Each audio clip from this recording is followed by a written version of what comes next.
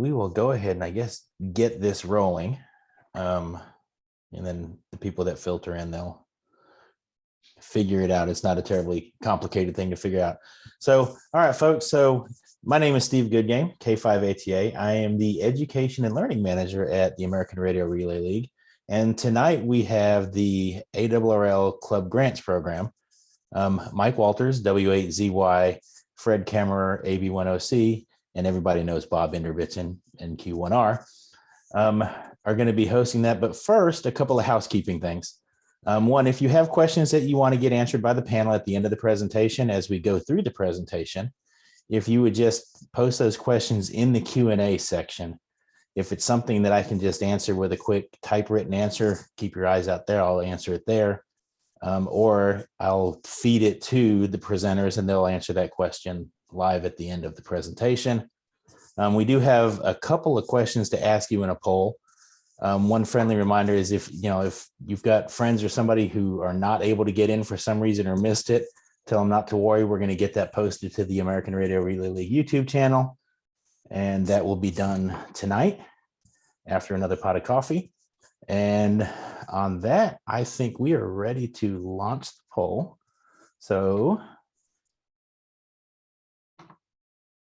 everybody should see a couple questions there. It's anonymous. I'm not going to see who answered what. If you would just answer it, this is just more to satisfy our curiosity as to who we have here.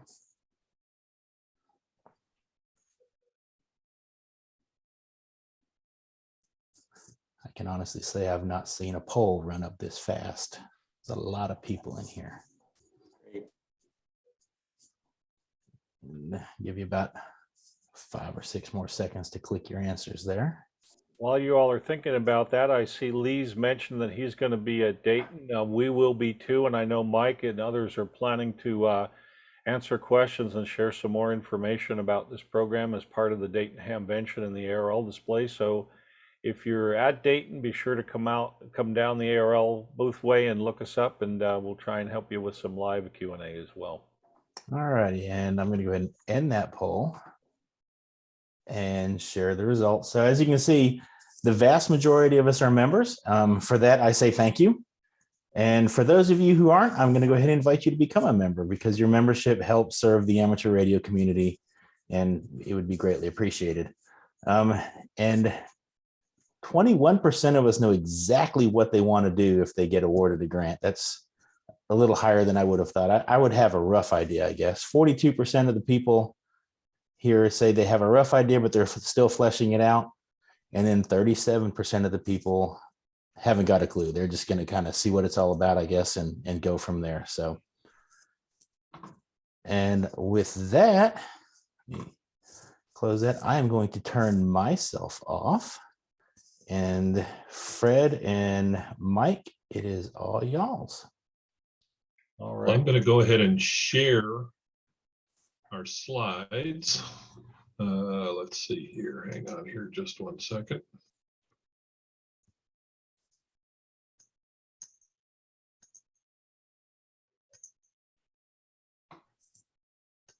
So you should see our slides now, Steve. Yep, you're good. You got it. We're good. Okay. So we'll let, good evening, everybody. Fred and I are going to walk you through the Club Grant Program. And I'm going to let Fred start out, our division director from New England, Fred Kemmerer, AB10C. A lot of the folks on here have already met me through different meetings and webinars or seminars that we've done. So Fred, go right ahead and start off with the Club Grant Program, please. All righty. Well, thank you, Mike. And again, thanks everybody for taking the time this evening to spend an hour or so with us and learn about what I think is an amazing opportunity for us to make a tremendous positive difference for amateur radio. Why don't you advance to the first slide here, Mike? All right.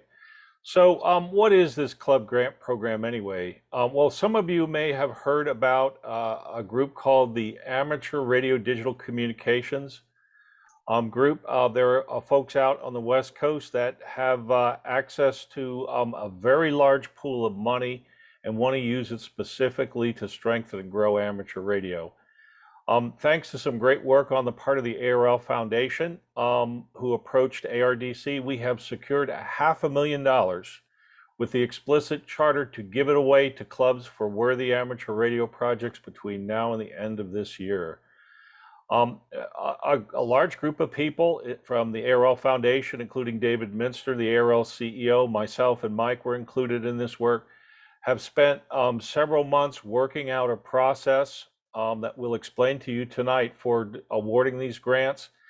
And a lot of the emphasis in doing that work was to try to make sure that this money was able to be used in a way that would really magnify the impact in terms of strengthening clubs, improving the skill level of all amateur radio operators, and particularly using the funds to help projects that will encourage growth in the amateur radio community, outreach to young people, and generally making the public more aware and supportive of amateur radio, which are pretty important long-term goals for the hobby and for the ARRL.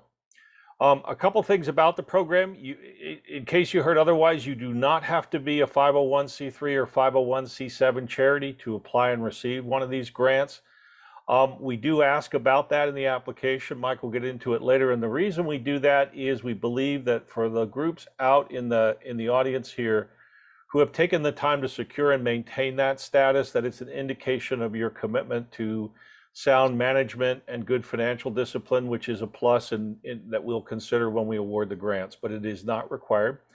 Your club also does not need to be ARRL affiliated to apply. Any club, whether they're ARRL affiliated or not, is eligible to receive a club grant. And finally, since everybody involved in this program, ARDC and ARRL, the ARRL Foundation, are all nonprofits, it's very important that the funds be used for not-profit projects. So no commercial stuff, no for-profit projects will be funded as part of our grants. Now let's go on the next slide. So what are we trying to do here? Well, I guess if there's one key word in our thinking, it's that we want to fund transformative projects for amateur radio. So what do those things look like? There is no set formula for a good grant project. Lots and lots of things will qualify, but here are some examples that we particularly think are important.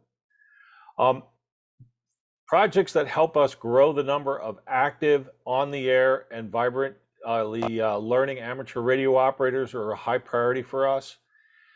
Any projects that involve training hams, skills development for hams through mentoring for both folks inside your club and particularly important beyond your club are a top priority. For those who want to do STEM and STEAM learning through amateur radio with young people in schools, youth groups, boys and girls clubs, scouting, those are very, very high priority projects as we hope to engage young people in becoming amateur radio operators or growing in the service. We are all, I know, worried about protecting our spectrum, keeping it clean from RFI, but keeping it usable.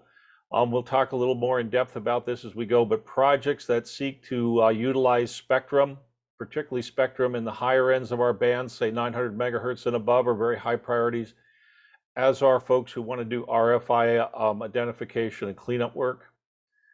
It's getting increasingly difficult for many amateurs to build stations, and we're also very interested in projects that would create station resources for use by both clubs and the amateur community around them. Emergency communications and public service projects are a high priority, particularly those that emphasize training new people to get involved in emergency communications and public service. And lastly, we understand that some clubs are struggling a bit, and we have a specific class of grants that we are working on for you all that will help those folks. So going on to the next chart.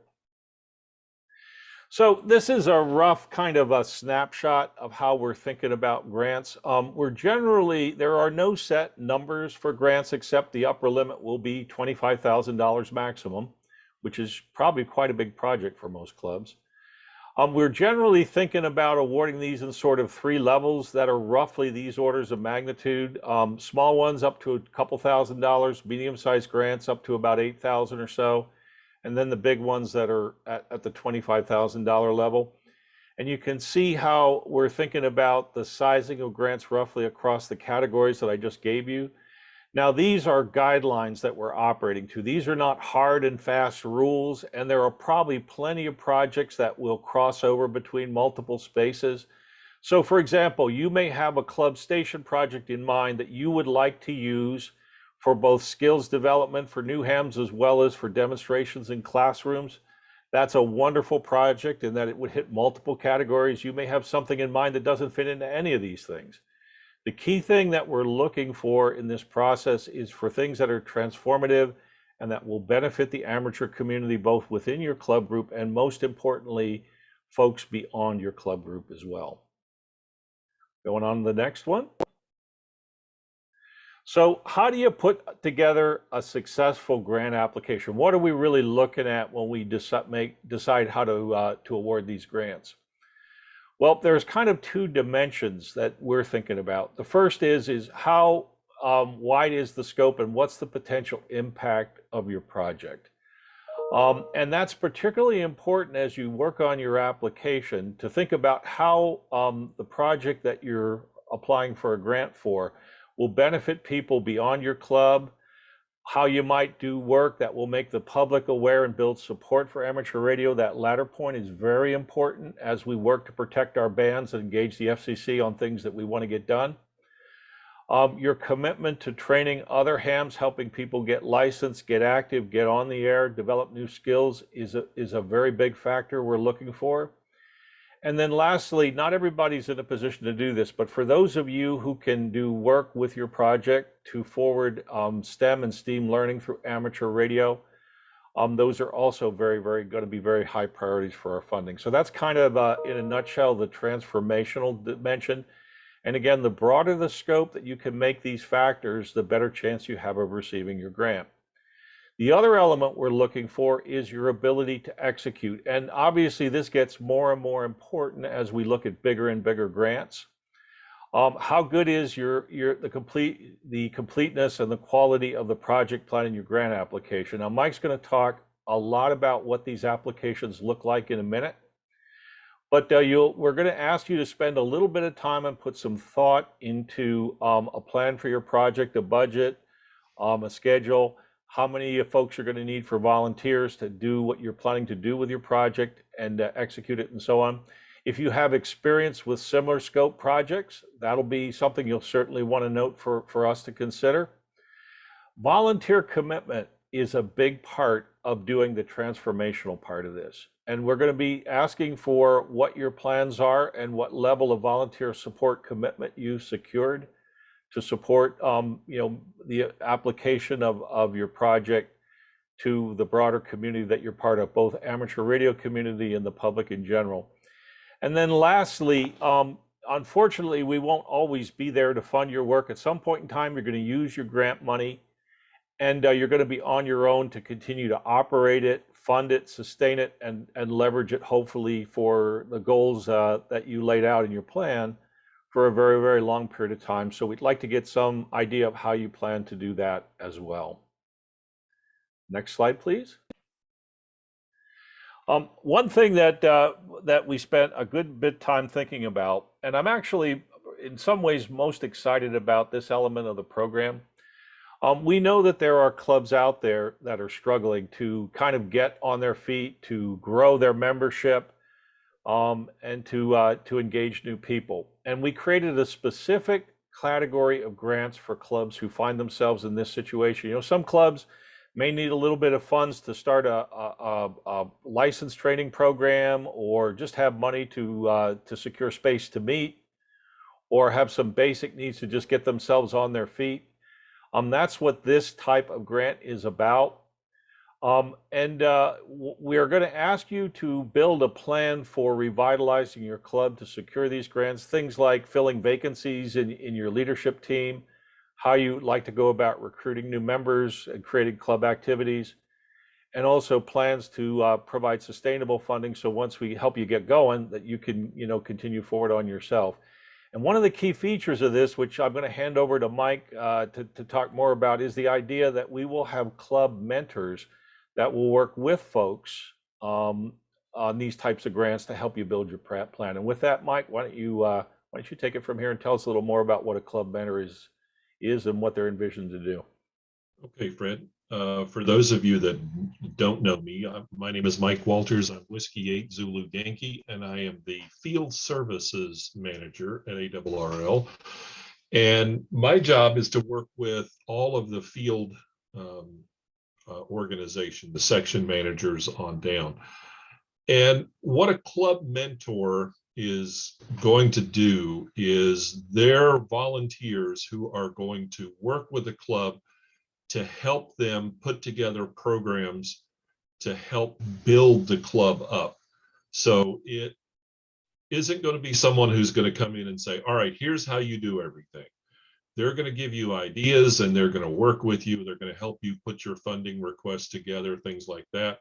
But they're going to be advisors, mentors, Elmers in the ham world.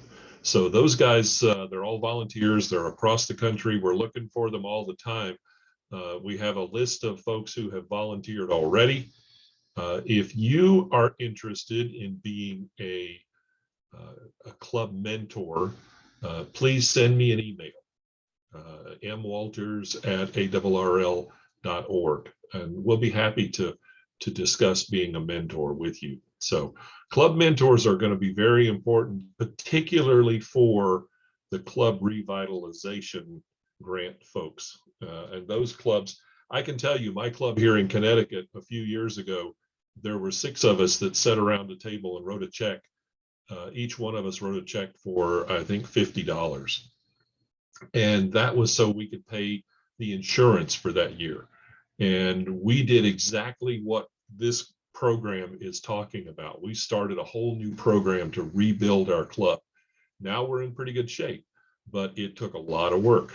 So we're looking forward to helping those clubs do that. So how is this going to work?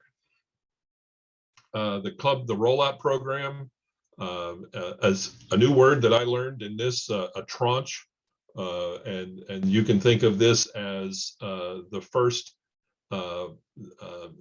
rollout of these grants program. So the application briefing webinar, which you are watching right now, is May 4th. Applications are due by June 30th, 2020, or 2022, not 2020, 2022 at 7 p.m. Eastern time. Now, the reason that there is a specific date and a specific time is because we work with a company that is an online application program, and we have to set a deadline. We have to set a date. So this will be the last time that this particular group of applications will be accepted. So you have between now and June 30th to get your application in for the first round of grants. And then grant recipients will be notified in July. We're going to be looking at grants as they come in and kind of looking at what we've got to work with. Final decisions will not be made until after the June 30th deadline. So let's make very clear, the folks that apply next week, you're not going to hear the week after and say, okay, you've got a grant. You're not going to get a grant until June 30th. Okay, that is something that you know, we've already had questions about. So the grants will not be awarded until July. You have until June 30th to make the application. And then once the applications are selected, we'll be in contact with those clubs. There is an agreement for you to sign that says basically you're going to do things according to the rules that we've set out. And then funds will be dispersed in August. So that's the basic timeline. That will be round 1. Round 2, we'll begin taking applications again. Mid-August, we'll have another webinar like this. Applications will be due by the end of September. Actually, it says here the mid of September, but it'll be about the end of September. Grant awards again later on, October and then November when money will go out. So that is our basic timeline for right now. So once we open the application process, as I said, we're starting today. The application process will actually open tomorrow morning. You'll have until June 30th to get your application in. Okay, how do you apply for it? Again, attend a club web or a orientation webinar, which is exactly what we're doing. Work out what you want to do. Work out what your idea is. We saw that poll, only about 25% of clubs actually have an idea what they want to do right now. So figure out what you want to do with a grant. Okay, you can, and we'll show you the links here in a few minutes, but you'll be able to go to, first of all, the ARRL Foundation website. There is a specific site for the Club Grant Program. On that page, there is, at the very bottom, there are links to download 4 different documents. Now, if you're doing a club revitalization program, that's the kind of grant that you want to apply for, there is a 4th document. If you're not doing a club revitalization plan, you only really need 3 documents, okay? But they're all there for you to download. Then you can go to the Kaleidoscope tool. Kaleidoscope is actually a software company that does online applications for us. Excuse me. You take those documents, you go to the tool, and the tool is basically a registration. Who is the club? Who are the officers? What's the club name? Contact info, stuff like that. And then there are some other questions for you to ask. Now, one thing I suggest that you do, and we're going to show you the link for it here in a moment. Tomorrow morning, there is a YouTube video on Ham Radio 2.0 that is going to walk you through, this is how you apply for a grant. So we had one of our YouTube buddies do a video on how do you fill out the grant application on Kaleidoscope. So look for that tomorrow morning. As part of the application, again, you're going to need the narrative template, the project schedule, the project budget template, and then the club revitalization plan, if that's the way you're doing it. Those are all going to be available. They already are available for you on the website. Okay. Once you are selected, and we go through the process, and as I said, there is an agreement that you will sign, and you're awarded the money, you're awarded the grant. You have to do a couple of things. One of those is tell us how you're doing. So we look for project updates, and we'll be contacting the clubs who are awarded grants to find out how things are going. What are you using the money for? And we're not trying to be nosy. We're trying to find out how successful this whole program is. So how successful is it? Now, we're going to ask for intervals, and 6 months, maybe a little longer. We're probably going to look at more like 3 months. We'll be contacting the clubs and saying, how are things going? And another thing is that we want you to share your information, not your contact information, but share how the project is going. So we may be asking you to help us do an article for the club newsletter, or for QST, or for some of our social media work. So we're going to be talking to the clubs who get the grants to do social media and other advertising and other marketing with ARRL to talk about how the grants are actually working out. Now, again, we want to emphasize this. You cannot use the grant funding for any resource that is a commercial or profit generating activity. I don't know how much more clear we can be to that. If you're planning on doing something that the club will make money on, if you want to use the grant to fund a project like a ham fest that you're going to make money on, things like that, this may not be the right grant for you. Okay, to generate income beyond direct operational funding is not allowed. This is not a commercial program. That is one of the big stipulations because of all the IRS regulations. And ask your tax guy about that. So those are the kind of things that we have to emphasize considerably. So let's talk about, here are the important links that you want to know. And we're going to leave this up. And I think Steve is going to put some of these in the chat, but we're going to leave this up while we're talking. The first one is the link to the ARRL Foundation Club Grants page. And this is on the ARRL website, arrl.org, club-grants-program or grant-program.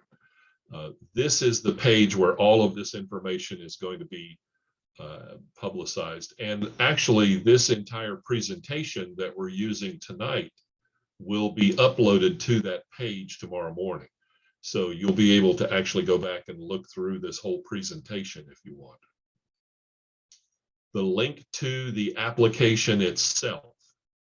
Now, again, you probably want to download those documents before, and when you actually go to this link, the apply.mykaleidoscope.com scholarships / ARRL grant application, this particular link, when you go to that link, the first thing you'll see on the page is a place you can download the documents again if you haven't gotten them already.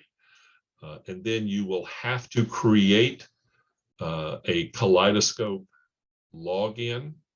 It's just setting up an app or setting up an account with Kaleidoscope. You don't have to give them a lot of information. It's just name and email address and things like that. So they can track who's actually doing this. Once you do that, you'll be able to go into the application itself. The rest of that is pretty much fill out the application. It's not complicated. I will tell you that there are 9 pages of questions. It's not, don't worry about it. You'll be able to fill out the application without too much trouble. The trick to this is you want to look at those documents ahead of time, and you may want to have the documents filled out before you start doing the application. Once you start the application, you can always stop and go back and restart later on, but you will need to have those documents ready to upload as part of your application. Okay, there is a new email address set up, clubgrants@arrl.org. I will tell you that that comes directly to my computer. So if you have a question, put it in that clubgrants@arrl.org. Don't expect an immediate response, but I will get to them as quickly as I can, and we will get you information as much as we can. There is also, as I said, an instructional video on Ham Radio 2.0, and you'll see the link there, youtube.com/C/Ham Radio 2.0. Jason, who at Ham Radio 2.0 has done a great video on how to apply for a grant, how to walk through the grant. And I think he's done a really good job of getting the explanation out there and to walk through it. So some of the things you're going to find is that you can't leave things unanswered. The grant program will not, the application program will not let you go to the next page if you leave something unanswered, or if it asks you to upload something, you're going to have to answer it one way or the other. So those are all of the important links. We've gone over what the grant program is for. We've gone over how you apply, how you find information. At this point, are there any questions? Yep. So Steve, you have the questions there for us. Now, while we're asking questions or while questions are coming up, I'm going to go back to this links page, and we're just going to leave that up for the moment. So if people want to copy these down, or if they want to take a look at these, we'll leave those on the screen for them. Yep, and we are going to, by the way, I noticed several folks in the Q&A are asked, trying to take notes and follow all this. We will post this presentation on the ARRL Foundation Club Grants page. That's the first link on this list sometime tomorrow. So no need to try to write everything down. We're going to put this presentation online because we know folks are going to want to look at it again. Yep, that's Alrighty. right. So we've got a plethora of questions here. So I can't imagine. yeah, I know. Surprise, right? Are the grants only available to well, you've already kind of answered this, to 501c3 or 501c4 organizations also eligible? Yeah, that is not a requirement. and if you have another 501c status with the IRS, when you come to that question on the application, just let us know what your situation is. We'll ask you to upload a certificate, the normal letter you get from the IRS, or maybe one of your 990s or something, and we'll take anybody who's gone through the process to become a 501c class nonprofit and maintains that status. We'll get the due consideration for that. All righty. It is not a firm requirement. However, it does show that the club is organized to the point that they've gotten that. So Right. All right. Would a county Aries Races group qualify for a grant? now they have to be, this question has come up before. They have to be an organized club. If they're not a club with a organization structure and bylaws and things like that, they need to find a club to work with. But if it's an Aries organization, particularly we're just the Aries team here at the county EOC, unless they have a club organization. One of the stipulations to this program is it's only open to clubs. So if there is an Aries organization that is an organized club, then obviously they can qualify, but they do have to be an organized club. Yeah, related questions too that I've heard come up. What about a school group that wants to put together an amateur radio resource? Again, the path through that is form an amateur radio club in the school and apply through that club. You don't need full ARRL affiliation or anything else. You do need to have, as Mike said, an organizational structure and some founding documents, and you're good to go. Okay. Can a club apply for 2 grants? For example, a club revitalization and an MCOM service grant? I personally don't see any problem with doing that, and it's probably good to take 2 things that are somewhat disjoint like that and apply for 2 grants so that we can understand and consider each aspect of what you're trying to do independently. So yeah, I would say that would be fine. I don't know, Mike, if you have a different view, but I don't see any problem with that. Well, it's, I have no problem with them applying for, whatever grant they want to. We are going to look at all of the grants coming in.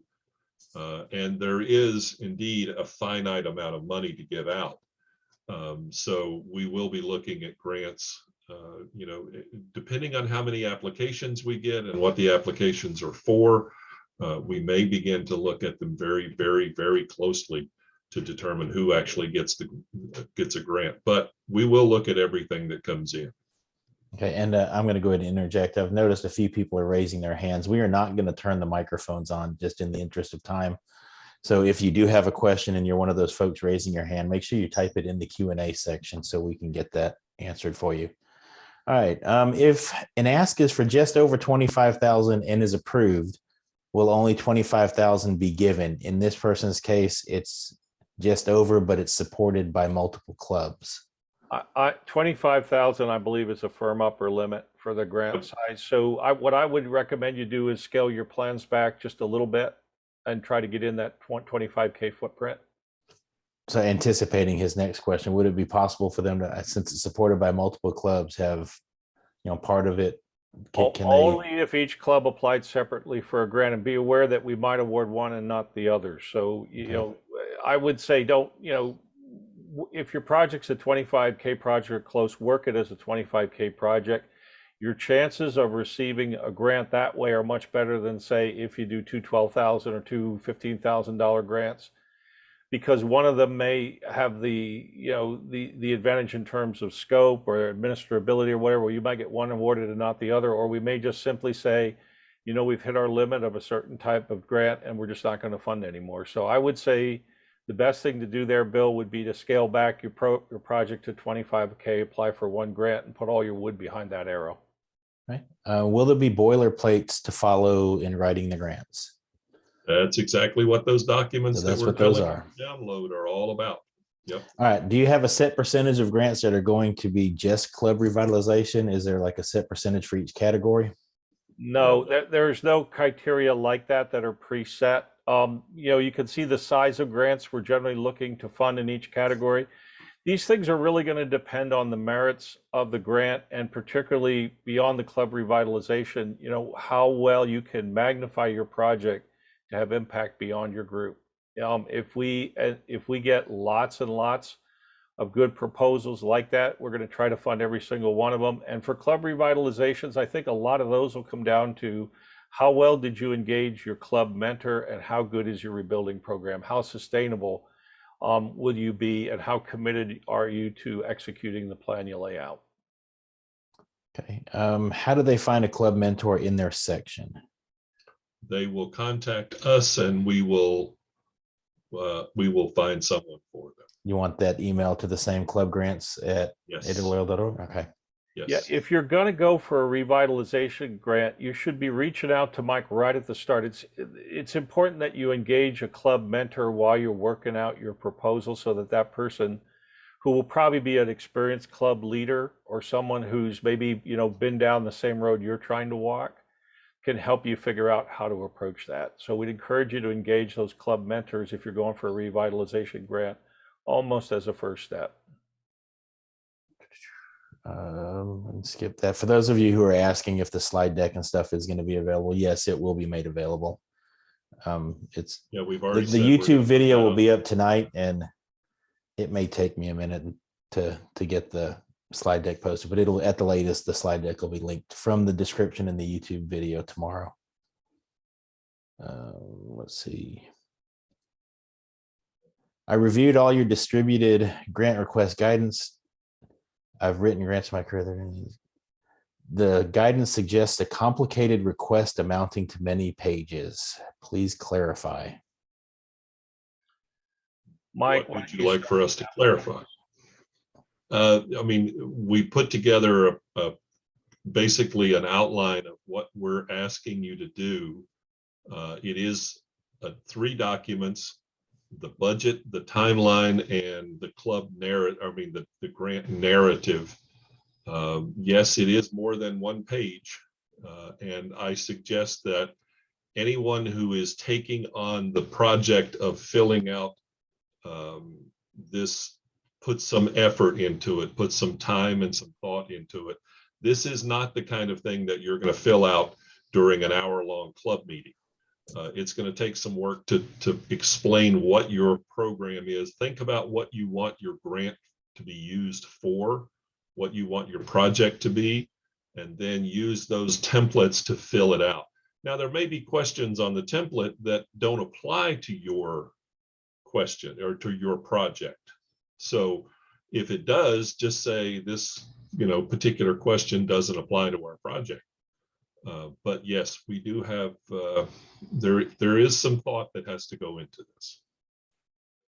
Okay. Are the rules published for review?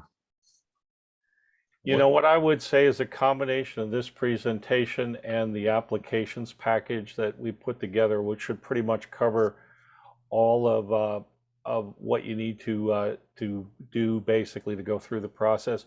And again, if you have questions about, is this important? Do I need to be worried about that or whatever? Mike's given you an email address that you can submit those questions, and we'll help you as you go. Mm-hmm. All right. So this is one that I imagine is going to come up. If a club submits an application in May and then subsequently determines that the application needs to be revised, can a revised application be submitted as long as it's submitted before the June 30th date? I believe the answer to that should be yes. If you're going to totally revise and submit a new application, you should probably note that in the revision and let us know not to consider the original one. Yes. We're expecting to get hundreds of these, so that would just make sure that we can be efficient in processing what you really want to do. Okay. If submitted for round 1, must we resubmit for round 2 if not approved? Yep. And by the way, one thing we could probably mention here, there is a concept in our process here for another role called a club grant coach. We expect that we'll see some applications in round 1 that look like very worthy projects but don't quite get over the hump. And particularly for cases like that, there will be a resource that we'll allocate to some of the more promising applications that didn't quite make it in round 1, as somebody who can work with the group and perhaps help them strengthen their application and submit it in round 2. That doesn't mean if you don't end up with somebody approaching to be a grant coach, you shouldn't resubmit. But we expect that there'll be some unique kinds of projects that maybe could be expanded in scope in terms of their impact or whatever. We may be able to choose some subset of the round 1 applications that don't make it for a little bit of help on that front to try to get them over the goal line.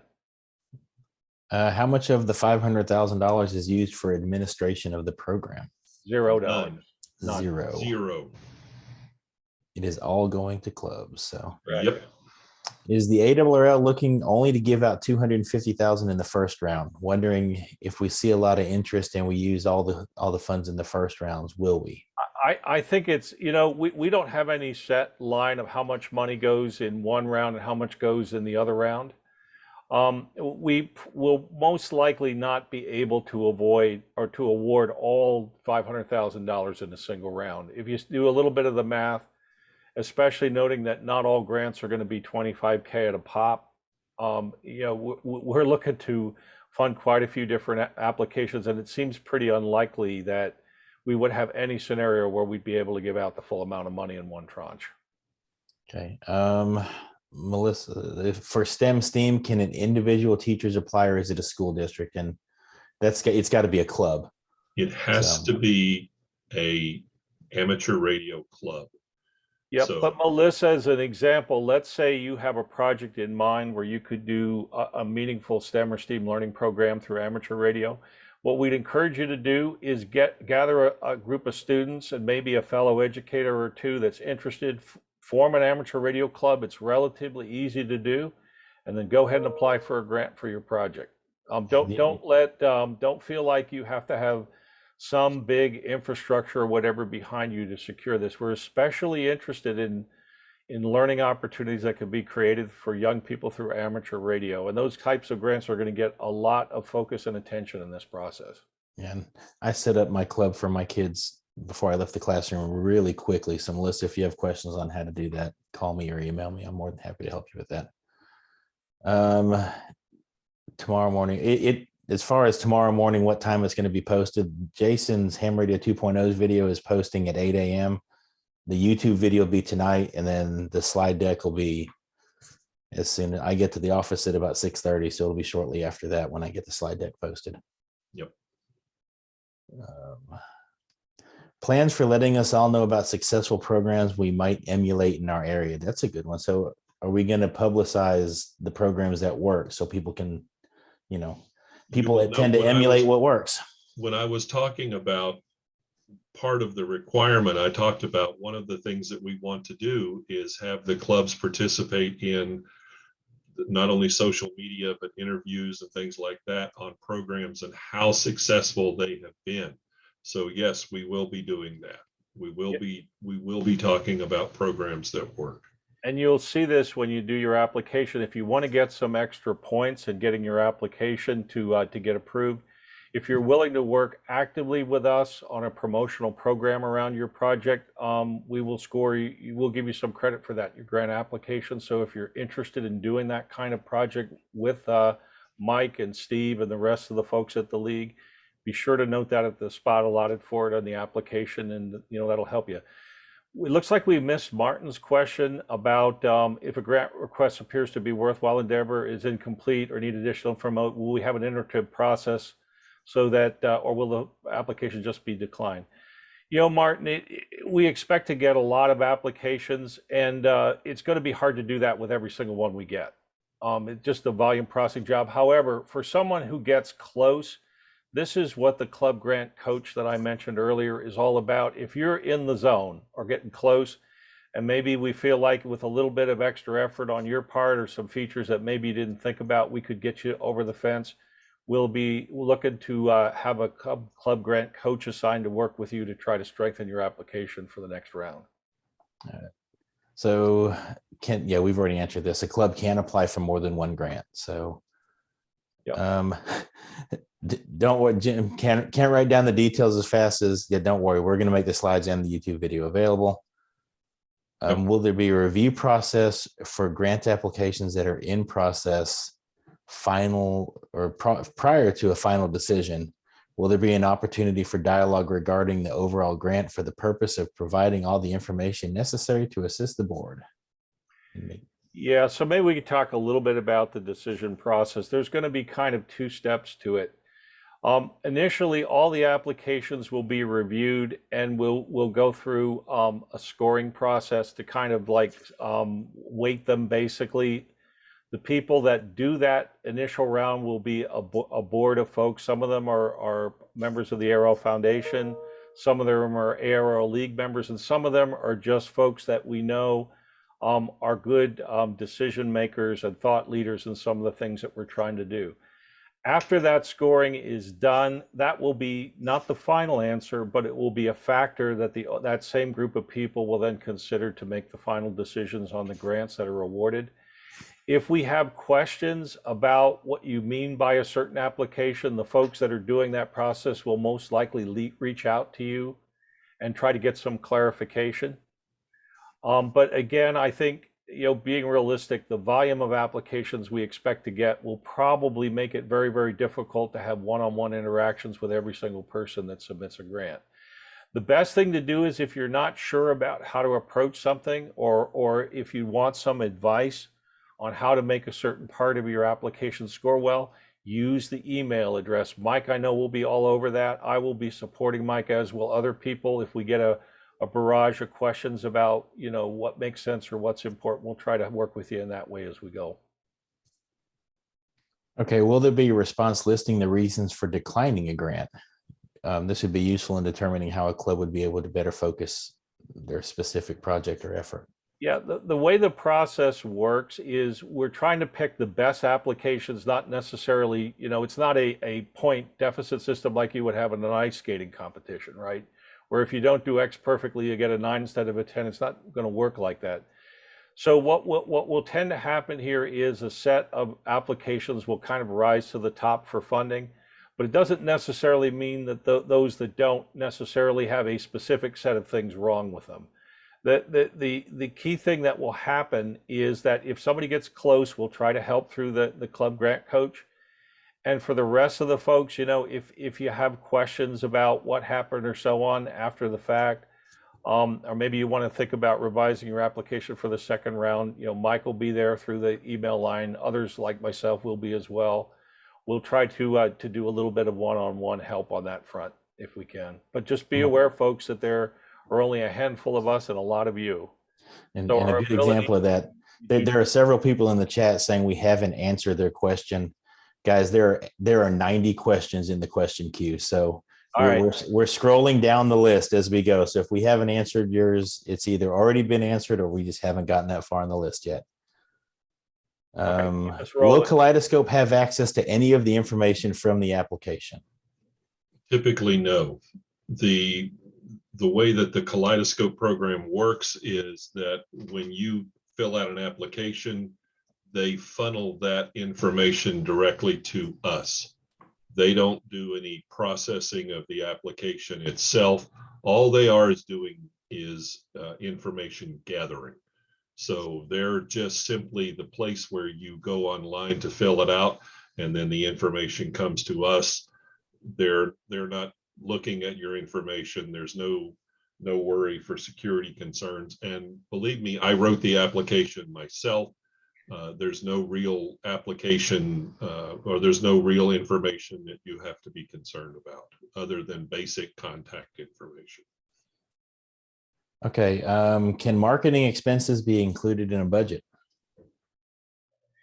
As long as they're a legitimate piece of the goal of achieving your project, like let's say you have a plan to provide a resource for training and you want some dollars to get the information out in front of the general public or into schools or whatever, to maximize the people's ability to find out about your program and participate, it, sure, those are legitimate expenses. But you want to be sure that when you go with that kind of stuff, that you tie it in your application directly to the goals you're trying to achieve with your project, so we understand, how the money's being spent and what you plan to do.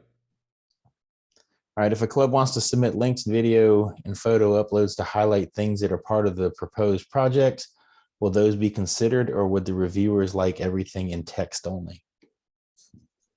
Typically, the information is in text only. We purposely made the templates to be relatively simple. They're they're Word documents and they're Excel documents. We did that to make two things. First of all, to make it easier for the review process, because everybody's application will be in the same format. And second, to keep people from having to worry about how they're going to upload pictures and documents and things like that. So that's why we built the templates the way they are built. It was to keep things on an even keel. Okay. This one, yes, you can apply multiple times for multiple different grants. So same thing. Yes, Aries clubs are eligible. They just have to actually be a club with a club structure. Correct. Will this program continue? Why, oh, why? Well, that's a good question. It is supported by ARDC, and the basic premise is that if we do a good job with it the first round, then we will talk to ARDC about continuing. Just like any other program, we have to do it right the first time. So we go back to ARDC and say, will you fund the next round? Okay. People asking for the links to be posted. They were posted. The links to the individual files were not posted. Those are on the Kaleidoscope app.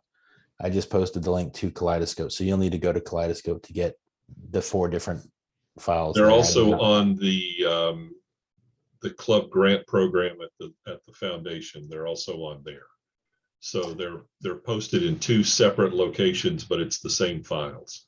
Okay. Is there a published list of eligible and ineligible expenses? No. No, not specifically, but there is a schedule where we'll want you to lay out, and there's a template for this, to lay out all the elements that make up whatever your request is, and that would be the place to list, all the expenses that you have involved and what their purpose is. And again, just as long as you keep your expenses in line with supporting, executing your project and then magnifying its impact inside the amateur radio community and with the public, you shouldn't have any problems. Okay, so if your project has the potential to be above 25,000, can you do it in 2 parts? I know we said we can apply for multiple grants, but is that $25,000 limit per club or per? I would say it's per grant application. Now, be aware that we're not likely to award 2 giant grants to the same club in the same cycle. That's going to be pretty tough to do. So Yeah. some clubs probably will seek multiple sources of funding for really big projects, and we've allotted for that. If you, for example, have a community group that says, if you get a grant, I'll match it or whatever, we'll give you, we've given you a place to note that that's your scenario. Those kinds of scenarios are possible ways, I think, to fund things that are bigger than the 25K limit.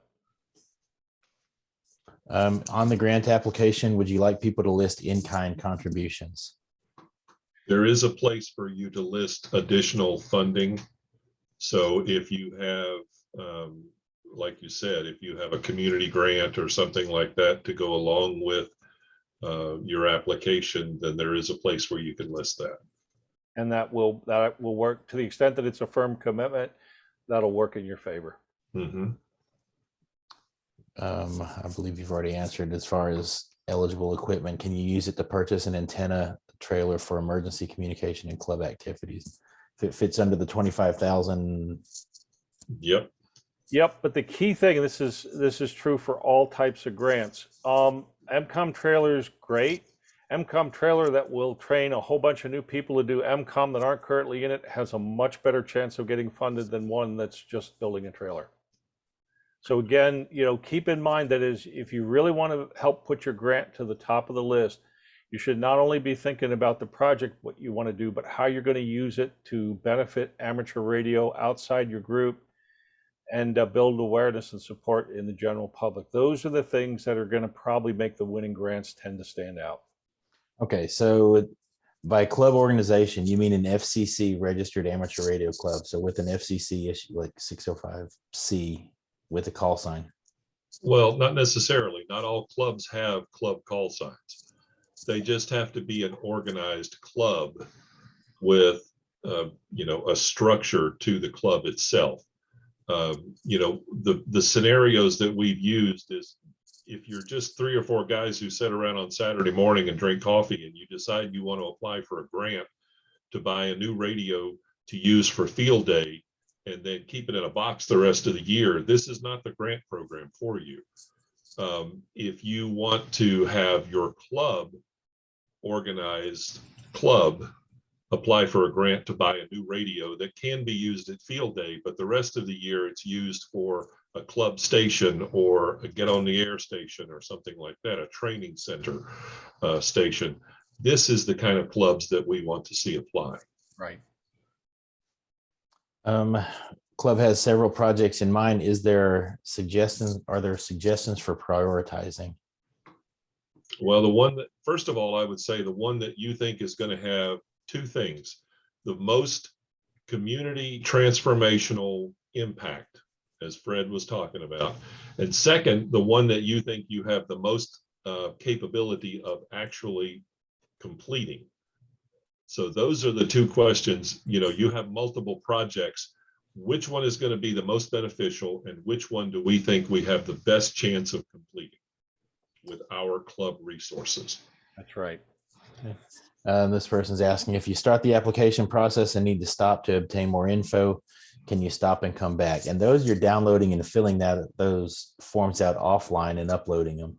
And the video Correct. from Ham Radio 2.0 will show you exactly how that works. And the process with Kaleidoscope, with the online program, is that if you decide to stop, you can stop and come back and pick up where you were before. All right. If our club is setting up a community connection at a community center and supporting a high school science class and high school club, would they apply for separate grants for each application? Community center is one and high school STEM, or one application with a 2-prong approach? It depends on the what we're funding. If you're going to fund one set of resources and one set of outreach for both, then I would apply for one club grant for both and cover both in that. That's fine if the grants cross multiple categories. If you're really doing 2 separate projects with fairly independent budgets and outreach work and volunteers and stuff, then you might want to have a better shot if you apply for them as 2. All right. So if clubs don't get their apps in prior to the deadline in June, yes, there's a second round. Mm-hmm. Okay. So they want a little more specifics on what is considered an organized club as defined for the purposes of a grant. Go ahead, Mike. You should probably take that one. Yeah, it's an organized club is a club that has elected officials. You have an organization structure. You have a set of bylaws. You have a constitution. You have a bank account that's set up under the club name. Those are the sorts of things that an organized club should have. If they have a club call sign, that's great. It's not a requirement.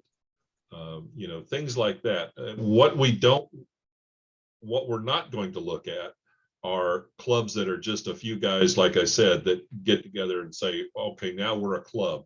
We don't have any kind of organizational structure, but we're a club. That's a little stretch. Clubs that have websites, bank accounts, elected officials, president, vice president, treasurer, that kind of thing. those are organized clubs. Okay.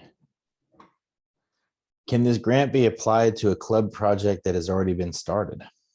I think the answer is yes, but be sure when if you're going to do that, that you justify or explain is a better way to say it, the impact that the additional funds are going to have beyond what you're already doing in terms of the transformational dimension. That's going to be the important aspect to get the funding. Okay. And can they apply for both an ARRL grant and an ARDC grant? Yes, but we will ask you on the application to tell us if you have overlapping grant applications, because we know many people will do that. So if you're going to apply for money from two different sources, that's okay, but you need to tell us that you've done it with the other source. And the reason that we do that is, we may step back and look at your grant and say, look, this might be something that is more likely that we can fund that ARDC won't, or vice versa. Now, we have no coordination with them, so we don't know. But we do want to know about situations where you're applying for multiple lines, and we'll try to figure out how to best accommodate that where we can. Okay, so we indicated that it can't be for profit. So this person's asking if they do receive a small income from HamCram and ARRL licensing. Does that qualify? If the net is that it just pays to sustain the program, that would be okay. If you're actually going to be income of funds, you're going to use that to pay for a clubhouse or some other project. No, that's not okay. That would fall into the category that Mike said was out of bounds. Mm-hmm.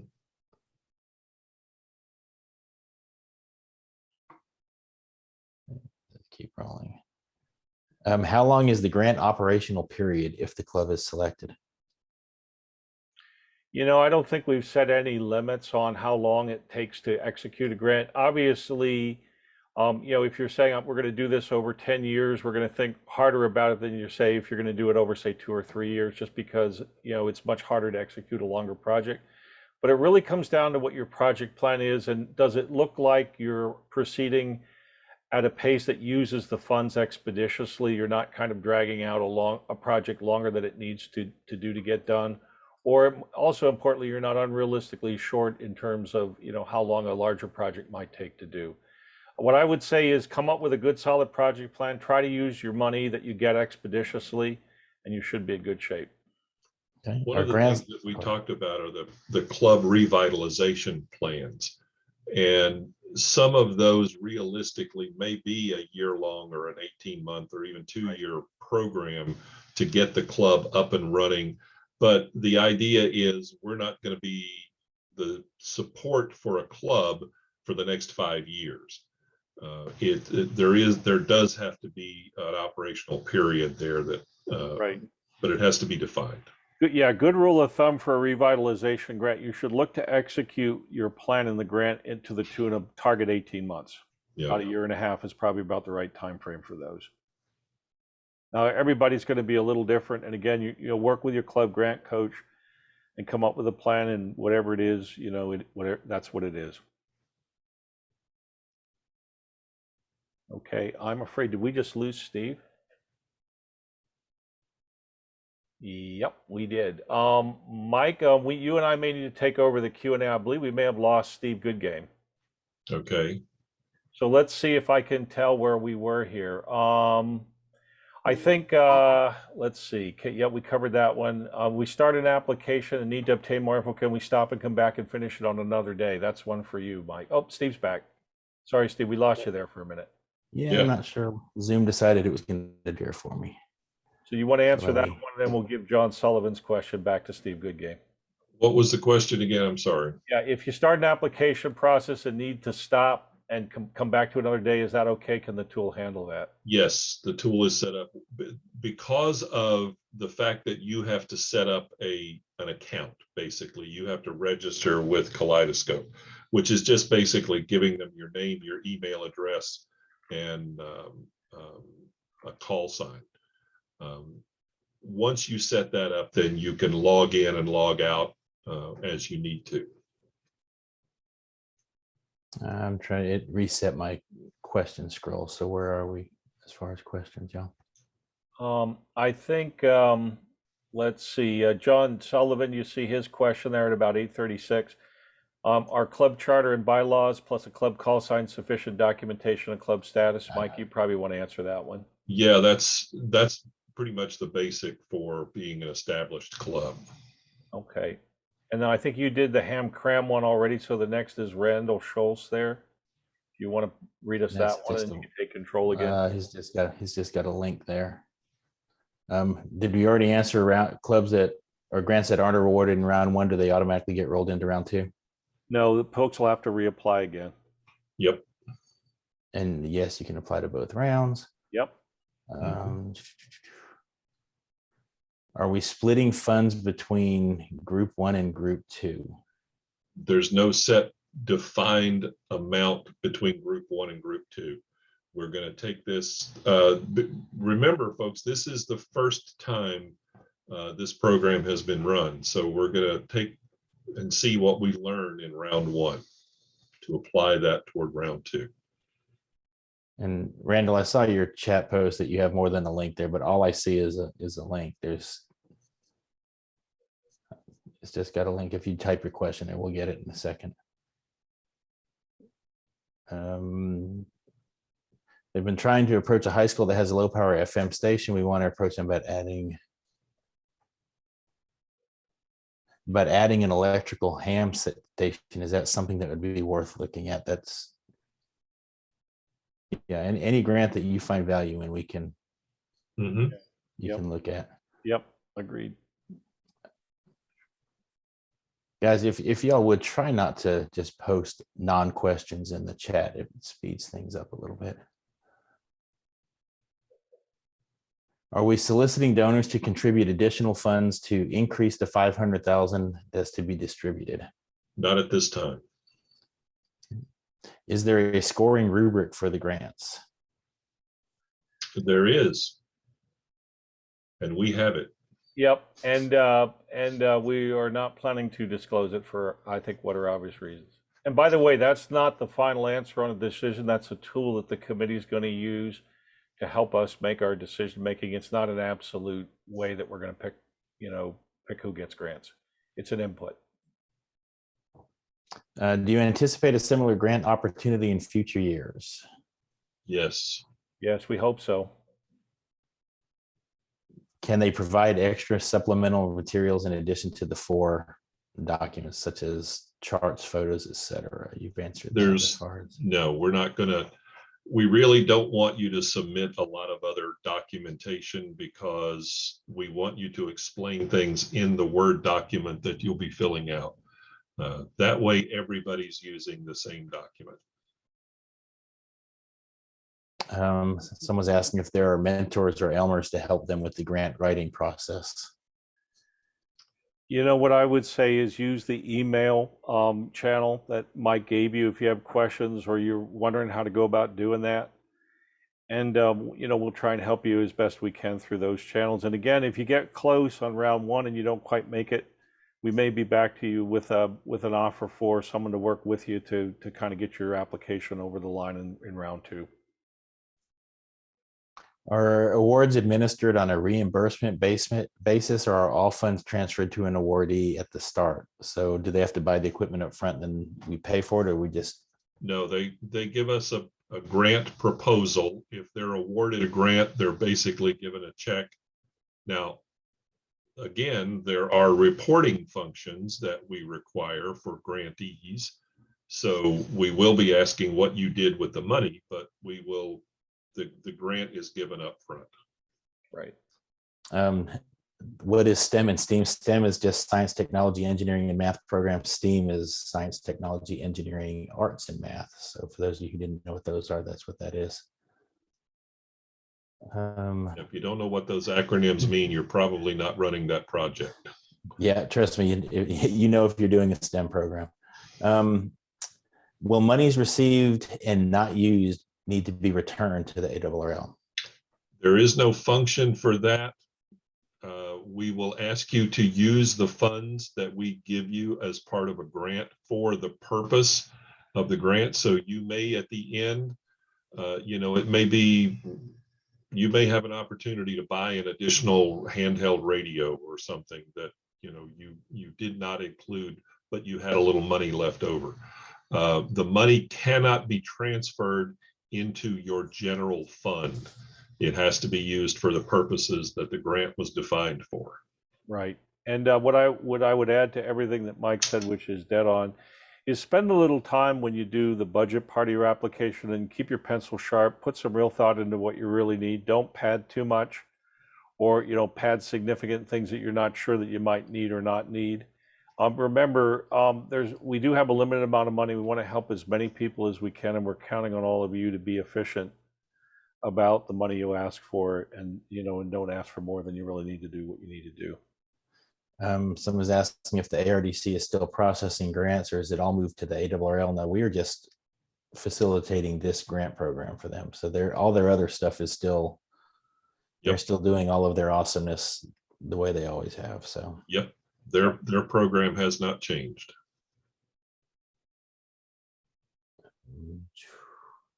will people be able to see all the grants applied for? There might be some ideas, even smaller ones, that might be actionable by other clubs. So Nope. with the list of applicant now, okay.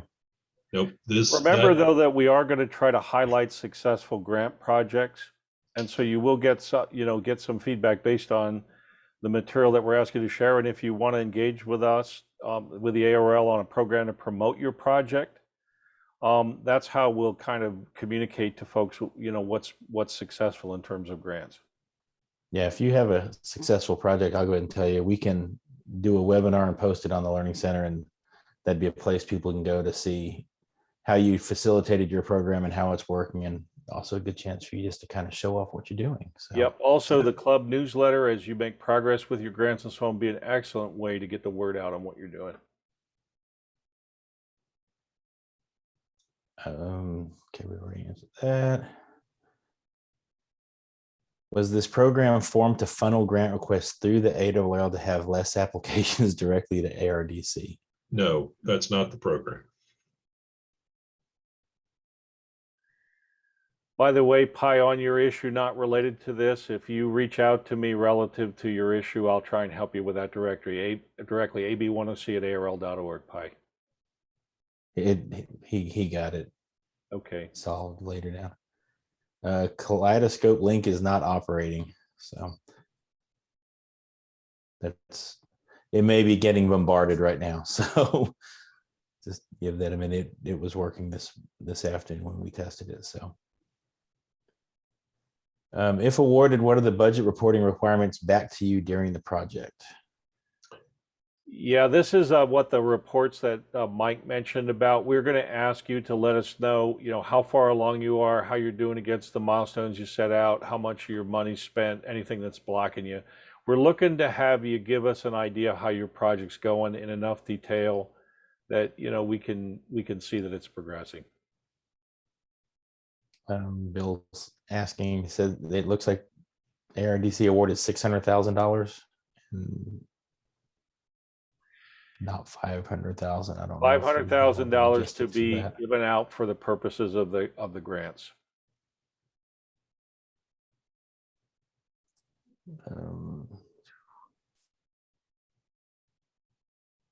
Will the Ham Radio 2.0 YouTube be able to be? Yes, he'll post it on his channel. It will stay there forever. So he's not going to take that down unless his whole channel goes away, and I don't foresee that happening. So you'll be able to watch his video all the way up till the end of the application period on how to do that. Mm-hmm. Did you see Randall Schultz? Okay, so looks like he got beyond. Yeah, I got it. I got it this time. So we're a 501c3, have bylaws. Our members include clubs, not individuals. So he's the MOCAN Regional Council consists of amateur radio organizations within the Kansas City region. They're 501c3. They have bylaws, but they don't have individual members. Their members are actually clubs. That one would be something we would have to consider. I think that that one we would have to review.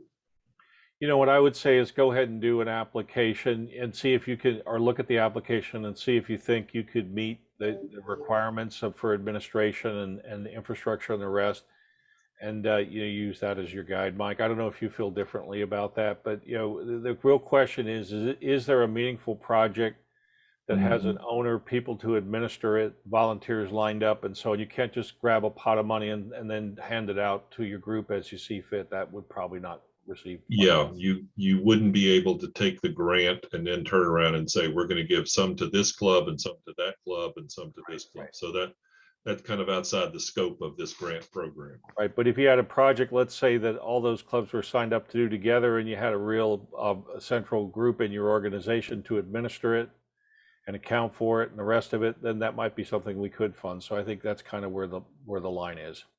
Yep.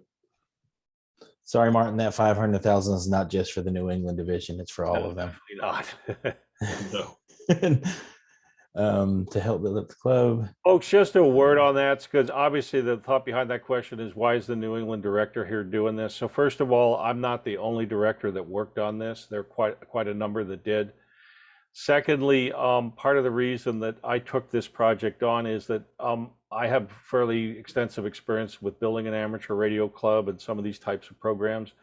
And personally, seeing this thing go properly means an awful lot to me personally. So that's why I kind of raised my hand to try to contribute to some of this work. But no, it's not a New England specific thing at all. So remember, guys, yeah, marketing stuff, as long as it's legitimate marketing that furthers it, that's eligible. Yep. Severe weather seminars, would that be, they want to put on severe weather seminars? You know, again, I think the thing there would be is how you're going to benefit the overall community and the public. If you have a good case there, you know, that might be something we could fund, but focus on that aspect of your application. That's probably where the leverage is. I've seen a couple questions in here about administrative overhead. Steve, do you want to? Yeah, that's the next question. Yeah, if you want to. Yeah. So, all right. Is there an expectation or limitation of administrative overhead? Yep.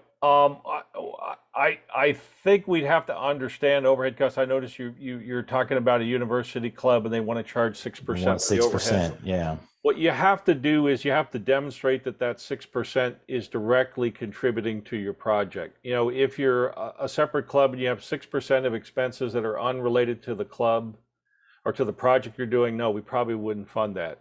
If you, let's say, needed to rent space on the roof of a university building to put up an antenna that was a legitimate part of your project, yeah, that might be okay. Again, what you need to do is tie any overhead or administrative expenses to something that directly relates to the execution of your project and meeting of those goals. That's how we'll decide what's in bounds and what's not. All right, and that is the bottom of the question roll. So we should probably give anybody a chance that doesn't feel like they got their question answered to type. Yeah, it is entirely possible I missed one or two that wasn't already answered. So if there are any more that you want to post to the question roll, there were 110 of them in the queue. So, well, 115 really. So folks, while you're thinking, just a couple words in closing. I'm sure Mike's going to have some things to say.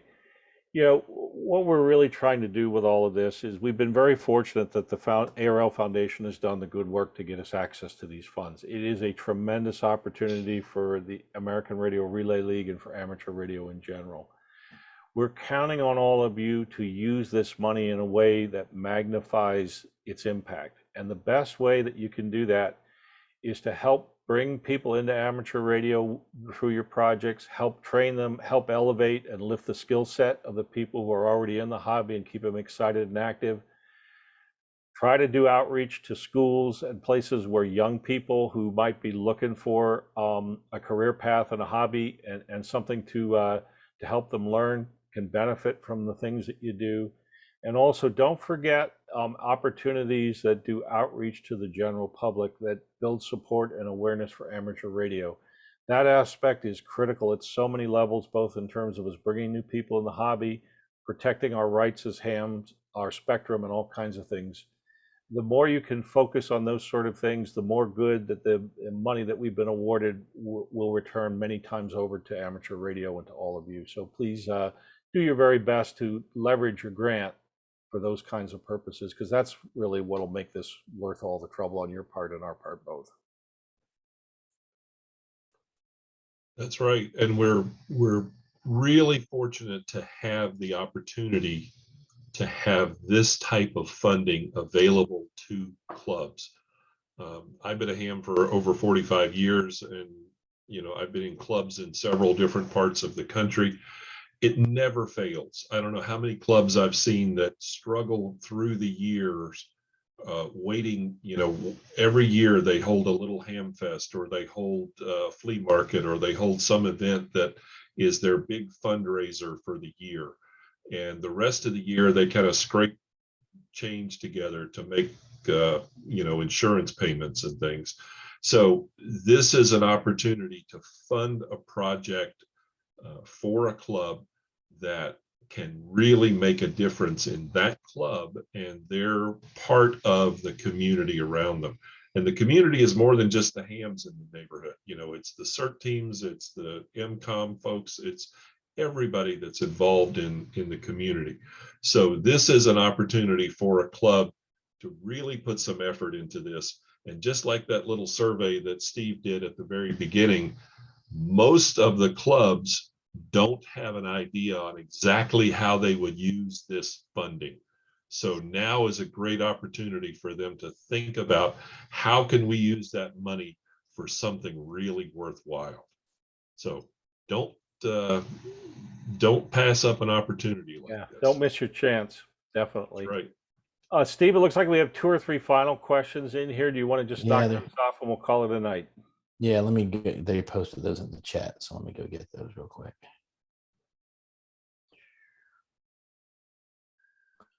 All right, so if you have an ARRS associated with your club, can you submit 2 applications, one for the ARRS project and one for the club project? Well, as long as the club is submitting the project, I would look at, what are they 2 separate projects, or are they a single project with 2 different ideas? We've already talked about the idea that you can submit multiple applications, but just bear in mind that when you submit for more applications for a single club, we're going to look at those a little more. So you can submit for virtually anything, Right. and we will look at it. Yeah, let's answer Greg Gary's got question as well there, Steve. I think it's a good one. You want to toss that one out as our last one for the night? I don't see a question. All right, I got it. What Greg is asking is, would a club with a robust membership and that has the means to fund projects on their own be justified in applying for a grant? What I would say, Greg, is, if you've got that kind of club fundraising ability and volunteer support, think bigger. Take what you could fund on your own and figure out how you could scale it up a couple notches and apply for a club grant to take it to the next level. If you've got a situation like that where you have the volunteers, you have the infrastructure, you have the capabilities to do a project on your own, think bigger. Use the ARRL Club grant money that you could receive to take what you're doing to a different level. And don't hold back. And then I'll go ahead and comment on, hope I'm saying this right, Valley, that keep your library in mind for people who don't have a place to meet. Not totally related to the club grant thing, but if you're looking for a place to meet, libraries are great. It's also a great outreach avenue. So there are a lot of people that'll walk by and just see what's happening, and that's worth spreading the word as well. So, and I think that's about it, unless you guys have any other parting words. Like I said, this will be posted to our YouTube channel. Depends how long it takes to download and re-render it and upload it, but it will be posted tonight. And then Ham Radio 2.0's video on exactly how to step through the Kaleidoscope app and everything will post tomorrow morning at 8 o'clock. And I believe he was posting that 8 o'clock Central. So keep time zones in mind there. So any other parting words from Fred or Mike? Only one last thought. I see a few folks offering to help. Probably the best way you can help is, first of all, encourage those people around you to apply. And also, if you have club leadership experience and you want to consider being a club mentor, reach out to Mike through the address and let him know that. And maybe that's a role that some of you could help us with. We'd be happy to have more volunteers than we need. Yep. Oh, Pi did ask, will there be a forum at Hamvention regarding the grant program? I don't think there's a specific forum for it, but there's There a whole, actually is a clubs forum at 9:15 Sunday morning. so you can So go to for- that, or if you have questions, they obviously can come by the booth, and we're more than happy to talk to Absolutely. you Yep. in the booth complex. So with that, we'll go ahead and say thank you, everybody. Thank you for being here. Thank you for supporting the American Radio Relay League. Thank you to the ARDC for their support and everything they've done to help further amateur radio. And Fred and Mike, thank y'all for being here so late in the evening. And also especially to the ARRL Foundation for the good work they did that made all this possible for us. Absolutely. They did a lot of legwork. They do a lot of work that's behind the scenes and doesn't ever get publicized. So Yep. thank you, everyone. And with that, we'll say 7-3.